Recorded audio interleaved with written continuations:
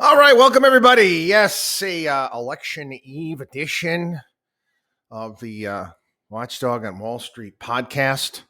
Yeah, everybody's gearing up. All the networks there, CNBC, you name it. Oh, special election coverage. I was reminded today. It popped into my head. There was a series of books that I used to love as a kid. They were called Choose Your Own Adventure. And Choose Your Own Adventure books was just that. They're like action books you would read, sci-fi, and you'd get to a part and you could choose what your character was going to do. And if you make this decision, you go to this page. And if you make this decision, you go to that page. But anyway, I mean, and sometimes, you make a poor decision, character dies, but then you can go back, you can change it. We're kind of able to do that to some degree here in this country with elections, but it's not a redo. Okay. It's not like Choose Your Own Adventure. Just go back and do the whole thing over. There's no repercussions for the choices that we make. I say it countless times here in the program, the importance of choosing wisely, of gathering as much information as you possibly can.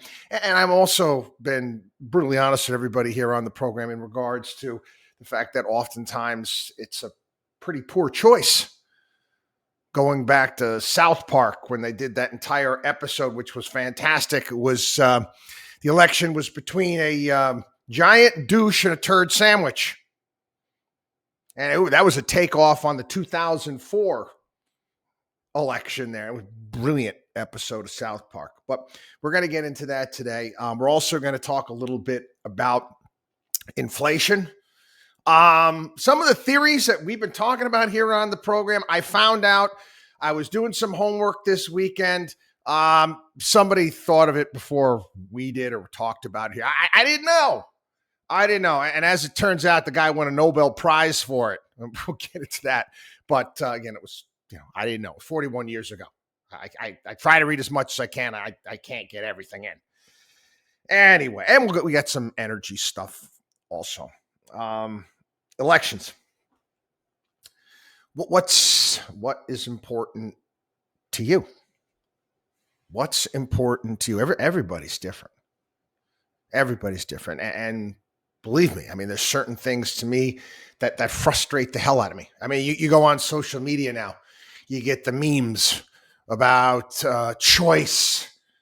I saw one today, it was vote. And it had like the word vote made up of various different things. One of them was a uterus. The other one was a Black Power, Black Lives Matter fist. Another one was what? I don't know, gay something. Who knows? You got to think about it for a second. You got to think about how detached from reality you are when you're seeing the type of inflation that we're dealing with. You're seeing the type of economy that we have. You're seeing the type of crime that is taking place in this country. And these things are most important to you. But again, that's your choice. That's your choice. And we're going to see that. I mean, obviously the left of Democrats have picked up on that. They picked up on that, and that's what they're going with right now. They're going with, it's abortion. And for some reason, we're going to turn into, Benito Mussolini's fascist Italian society. That's what's going to happen unless you vote for them. Democracy is at risk, so they say. Do you really? Certain people actually do believe that nonsense. And these are the people that, quite frankly, shouldn't vote. And again, one of the times where I actually loathe this time of year. Oh, it's awesome. And you get people wearing the little stickers. I voted. Oh, congratulations, you voted. That's great.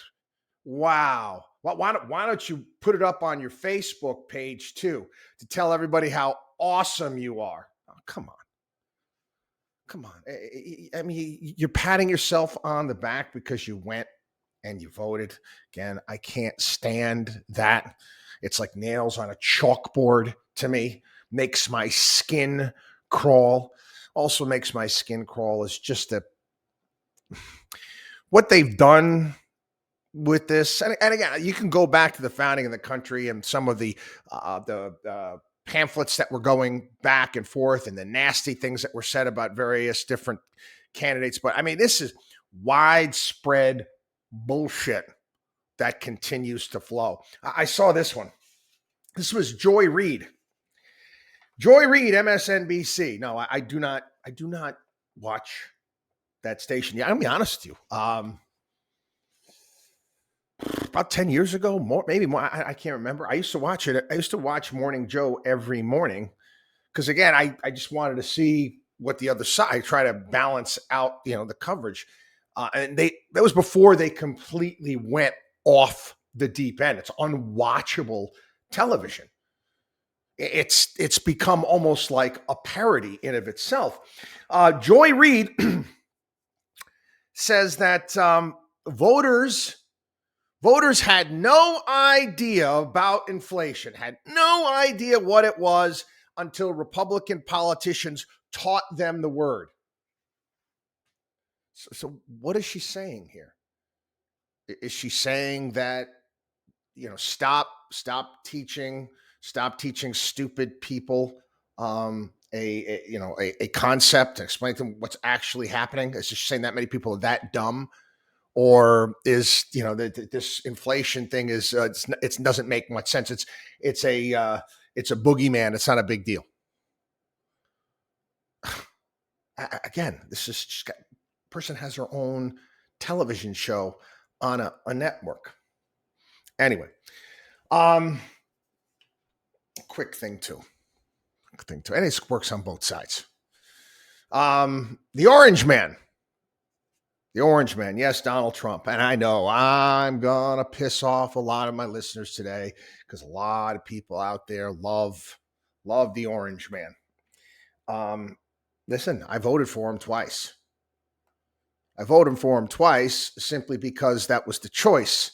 Okay. It was the lesser of two evils, quite frankly. And first time around, I didn't get my choice. I wanted Rand Paul to win, just like I wanted Ron Paul the previous occasion, rather than Mitt Romney. But I didn't get that, so I made that choice. Time around, it was no brainer, even though I happen to disagree with a lot of what Donald Trump had done during COVID, not to mention his overall conduct. I'm sorry. I mean, him coming out this past weekend and going after Ron DeSantis, J.D. Vance, and others because they don't kiss his ass.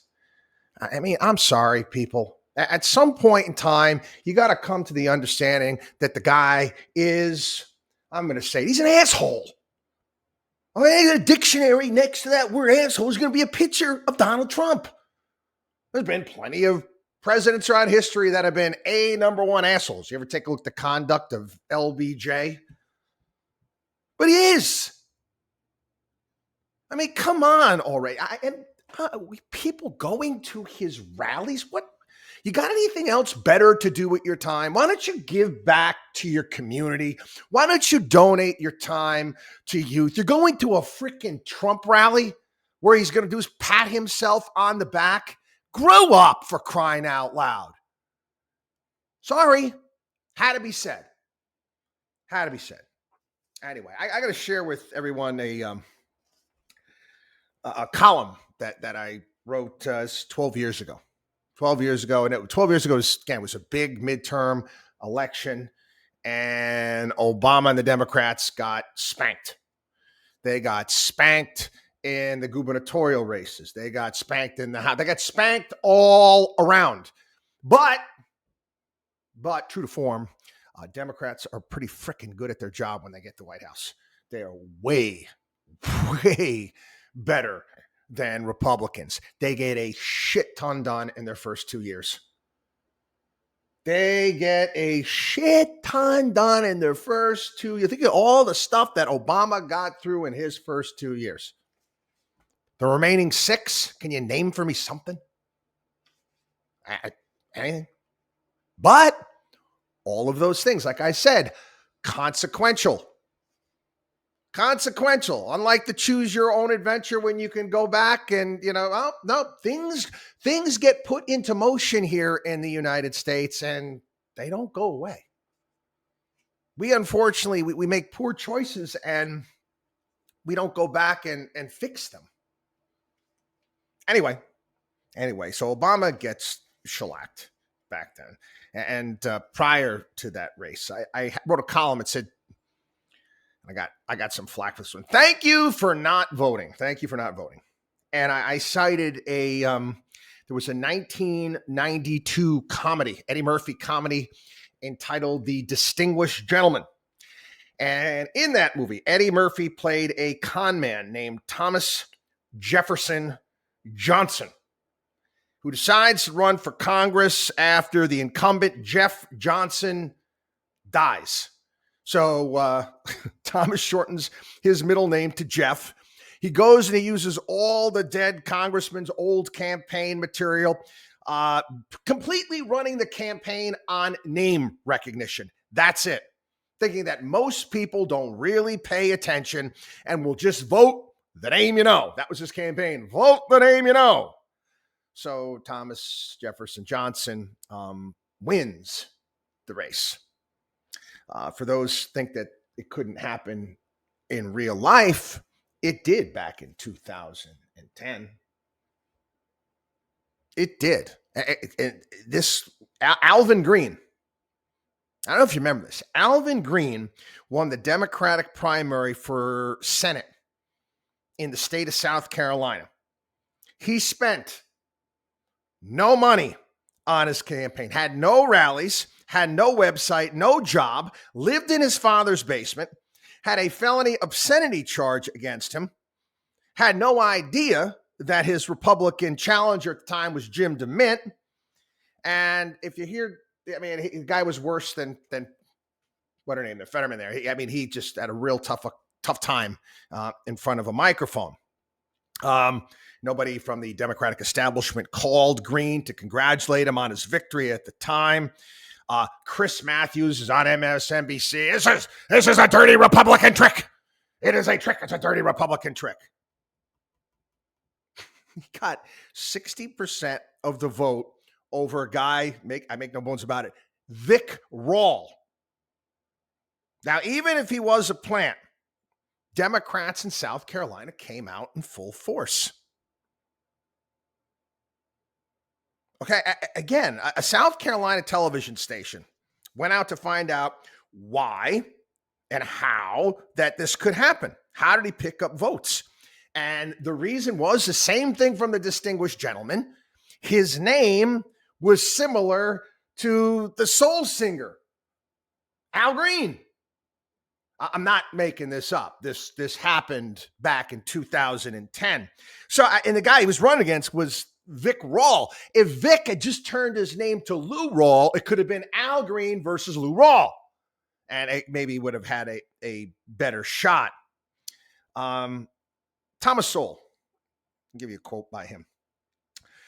When Adolf Hitler was building up the Nazi movement in the 1920s, leading up to his taking power in the 1930s, he deliberately sought to activate people who did not normally pay attention. People weren't paying attention to politics. They were a valuable addition to his political base. They were susceptible to Hitler's rhetoric and far less basis for questioning his assumptions or his conclusions. Again, useful idiots. Term coined by Lenin to describe unthinking supporters of his dictatorship in the Soviet Union. Put differently, a democracy needs informed citizens if it's to thrive, ultimately even to survive. And again, you think about what happened in South Carolina. You think about some of the people that are running for office today, and you look at their qualifications and some of the things that they say, and this is on both sides of the aisle. Okay, these are both sides of the aisle, and I in this thank you for not voting. I'm going to go over it this weekend on the show, a little bit greater detail. There's just things that I think we need to change. Never going to happen. It's Markowski wishful thinking in regards to voting laws here. The wave here in the United States is everybody should vote. California, I think in California they're voting whether or not let 16-year-olds to vote. I have a 16-year-old. Does he belong at a voting booth? No. The only reason why they're doing that is they want these, their parents to tell these kids what to do. And come on. It's patently absurd. And one of the things, I'll give you one of the things that I wrote about, and I still believe. I believe that if you're living off of any government assistance, you're getting government aid. I don't care. I don't care if it's Section 8 housing. I don't care if it's the SNAP program, unemployment, any of those means-tested programs, all the handouts, all the giveaways. You shouldn't be allowed to vote. That's awful. It's terrible. It's racist. Bullshit. No, it's not. You get off of government assistance. And again, I don't have any problem with helping people out. I've talked about it. We don't have social safety nets. Get people off social safety nets. No problem with that. But if you can't afford to pay your bills on your own and you need your fellow citizens to pay for you, why in the world should you have a say in how things are run? Goes is just a simple concept, okay? My daughter goes to me, Dad, I want to go visit my, her cousin down, who's already college down at the University of Miami. I want to go do this over Christmas. That's nice. You may want to go, but you're not. I ain't paying for it. Okay, I'm not paying for it. You live underneath my roof. You're going to live with my rules. I play the freaking bills. So shouldn't it be the people that actually pay the bills here in this country? Shouldn't they be the ones that decide on how things are working? Again, you get off government assistance. You contribute. You pay taxes. Does that seem fair? How is that not fair? I don't know. Just throwing it out there. Anyway, I saw a couple things here, and it cracked me up. And again, sometimes I'll talk about something here on the program, and it's somebody that I have a great deal of respect for will be saying the same thing later on down the road, or whatever it may be, and it puts a smile on my face. You see that, wow, they're kind of thinking the same way that I do. There was a piece in the Wall Street Journal by Greg Ip, and the concept that we've been talking about here for some time on the program, the issue with the Federal Reserve and inflation, and raising rates, and the fact that it's not just about the Federal Reserve. It's not just about raising rates. That's Ip calls it the orthodox way of thinking. I don't like the word orthodox and using that fashion by any stretch. It is, in my opinion, the wrong way of thinking. The orthodox way, it's the wrong way. Anyway, what do I mean by this? We've talked about the fact that government spending and misallocation of capital and how debt deficits matter. It's a part of the equation. Well, as it turns out, yeah, I didn't think of it first. There's an economic theory. It's called the fiscal theory of the price level, the FTPL.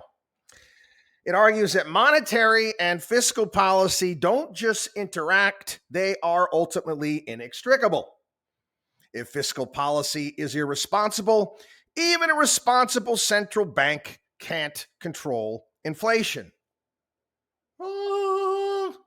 Again, it seems pretty, if you think about it, you don't need to have an economics degree to kind of put these things together. Orthodox economics has long held that inflation is ultimately under the central bank's control. Inflation is always and everywhere a monetary phenomenon. That was Milton Friedman, 1963, but we did have something back then called the gold standard, made it a little bit different than it is today. Today, Keynesian influenced economists assign less significance to the money supply, but still believe the central bank, through its control of short-term interest rates, can influence inflation by keeping demand in line with supply. Again, how can they do that when the government is becoming such an outsized part of the overall economy? Well, Thomas Sargent, 1981, won the Nobel Prize, and it was Sergeant Neil Wallace. A government that runs unsustainable deficits will one day fail to sell enough bonds, at which point the central bank will have to finance the shortfall by printing money. The central bank may initially try to control inflation by raising interest rates sharply, but this will widen deficits further and ultimately make inflation even harder to control. Persistent high inflation is always and everywhere a fiscal phenomenon. This is when central bank is a monetary accomplice. We called him an enabler here on the program. He's calling a monetary accomplice. Sergeant, he's a professor at NYU right now, but I didn't major in economics. I kind of, like reading stuff on the side. Maybe I would have learned. I doubt they would have taught that. Who knows? I don't know. I don't know. I really don't. But yeah, I happen to agree with that. You see this? Just like we told you, U.S. debt servicing costs skyrocket.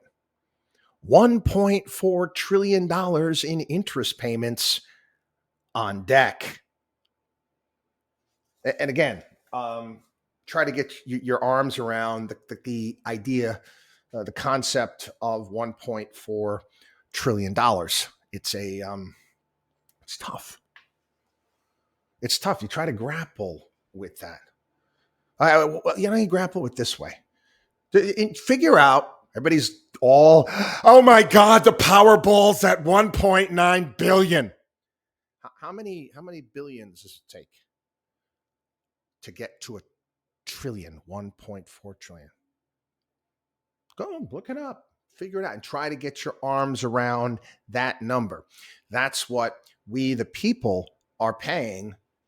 Taxpayers are paying in interest payments on debt.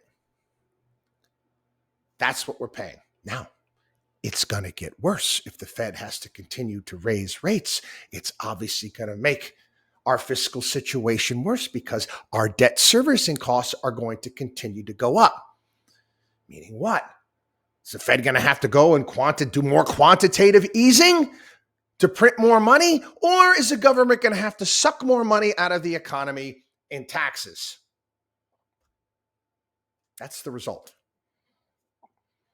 Anyway, Andy Kessler piece today talking about how we can fix it. Again, echoing everything we're saying here on the program, talking about cutting taxes, cutting spending, giving power back to small business owners, power back to the people to go out there and build and create. Get the frickin' government out of the way. Get rid of the minefield. I've described this before. This is Markowski's minefield theory. This is what the government does, okay? It places money. You got a business owner looks out the window every single day, wants to go out there, wants to take risk on, but he's got to contend with all these mines that are out there. The government places them. You step in the wrong spot, boom, you're done. And the funny thing about these mines is you try to find out where they are. They change the regulations. They change the rules. They move the mines somewhere else. So you're constantly spending time, effort, and energy trying to find out what all these freaking mines are when you could be investing in your business and growing the economy. But yeah, that's the world we live in at this point in time. And he actually goes off the same thing that I said. The UK, and what a joke What a joke the UK is right now. They completely backed away from supply side tax cuts, and they blame Liz Truss or tax cutting. That's what did them in when it came to their bonds and the bond sell off and the pensions, which was all an utter lie. It was BS. It wasn't about that at all. It was about bad leverage, bad investments. Anyway, talking about inflation. Again, I saw this story, and it's the world we live in. It's the terrain. I was there at one point in time too. There's a story here talking about how more workers are getting side hustles to keep up with rising costs. Again, we talk about these things on the program, and some of our younger listeners out there, I'm just telling you, you're lucky that you can find side hustles. The availability of jobs and things you can do on the side it's extraordinary. It really is. I had a conversation, listeners and people I know, that they oftentimes ask me, say, Chris, can you speak to my nephew, my kid, whatever it may be, about working and getting a job in this field and point them in the right direction. I spoke to this really nice young man last week, and college graduate, various different job interviews, and finance and city reinsurance business. But his dream was he wants to work in sports, wants to be a part of the Yankees or Mets, wants to work for one of these organizations. It's always been his dream. And I said, that's great. There's nothing wrong with having that dream, but you know what? You know how many people want to work for the Yankees? I mean, there's not many spots that are there. You got to hustle. I said, what you got to do is you got to be working. You got to figure out maybe other leagues out there that are not as big, where you can take a job, maybe working part-time and learning your craft here and working your way up through the system. You're going to have to hustle. You're going to have to work weekends. You're going to have to put the time in if you want to work in that endeavor, in that field. It's going to be about making contacts. It's going to be about learning. You got to be a sponge, and you got to be able to grind it out. And I took a route when I was younger, and that's, again, building my business up, putting all the money that I was making back into my business, bartending, waiting tables, doing all of these things so I could get to this point in time. That's what it takes. And again, they're talking about this, saying that nearly 3/4 of workers out there need additional work to make enough income due to inflation. I had to do what I had to do not to fall behind.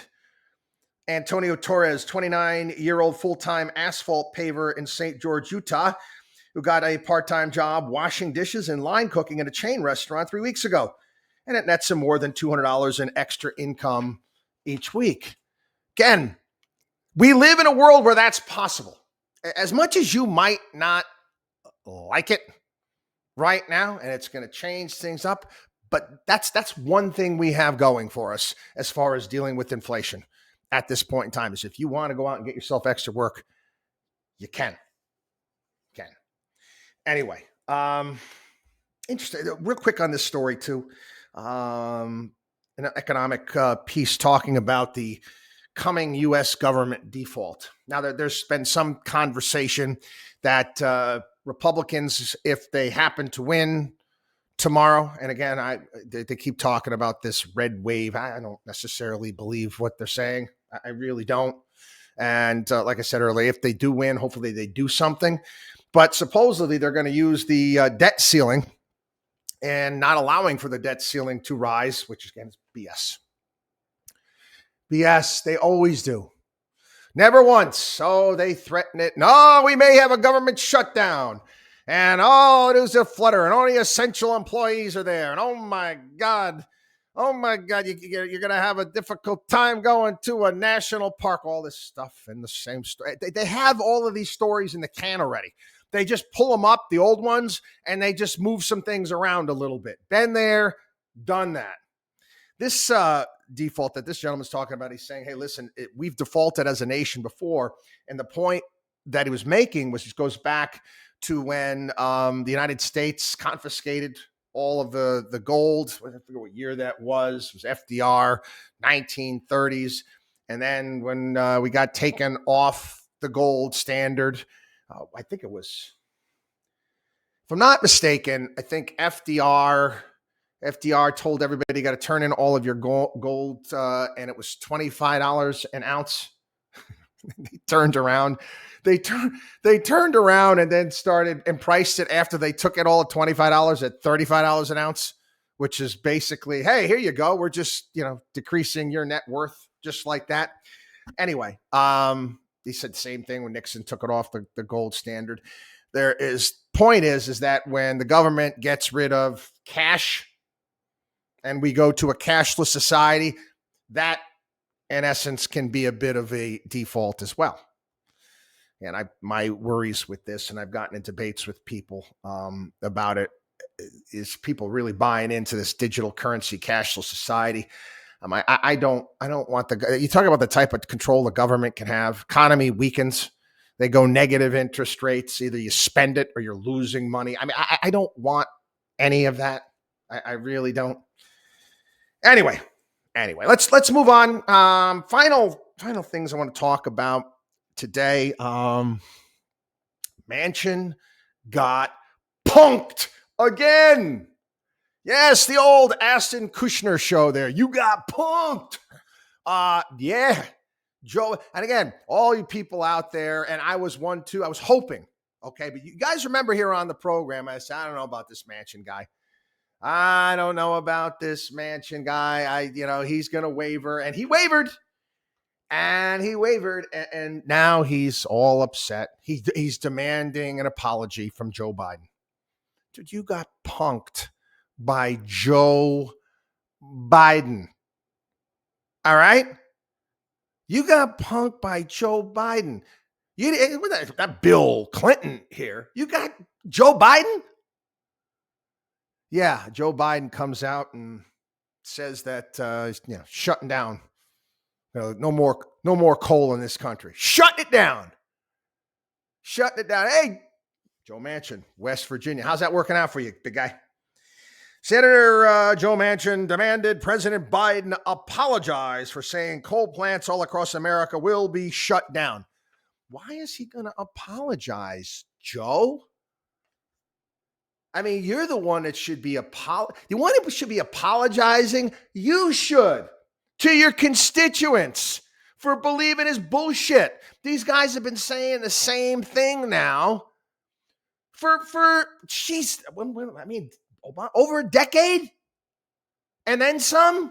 They've said everything that they want to do, and all of a sudden, I don't know, he waves some magic wand in front of you, does some sort of, these are not the droids you're looking for, Jedi mind trick, and you believe them? You should apologize, you schmuck. You're the one that got punked by Joe Biden. Whew. Biden went on. He was at this fuddy-duddy, the left-wing school in Yonkers, Sarah Lawrence. And one of the patchouli oil wearing, I don't shave my legs or armpits anymore, protesters there happened to yell at Joe and try to interrupt him talking about oil. And Joe Biden said, there's going to be no more oil drilling. We're not allowing any more oil drilling. We haven't allowed it to happen. Yet, isn't it funny when, prices are going up, they're talking about, we're doing more than anybody else has. Again, Manchin, you got punked by Biden. Pathetic is what it is. Leaders are gathering. We talked about this last week. COP27 in Egypt. Yes, big global warming shindig where, again, I'm sure the food is fantastic. Definitely staying in first class accommodations. They're going to be enjoying everyone. Everyone's going to try to get money and shake down industrialized nations. Funny thing is, a lot of these industrialized nations right now, especially in Europe, they don't have the cash. They don't have all the money, all these promises that may say, your goal is to do this by this year and that year. Give me a break. Actually, at the UK saying, yeah, we're going to put, 20 million here and 100 million here. And most of this money, more often than not, is going to end up, again, the real winner always is Switzerland.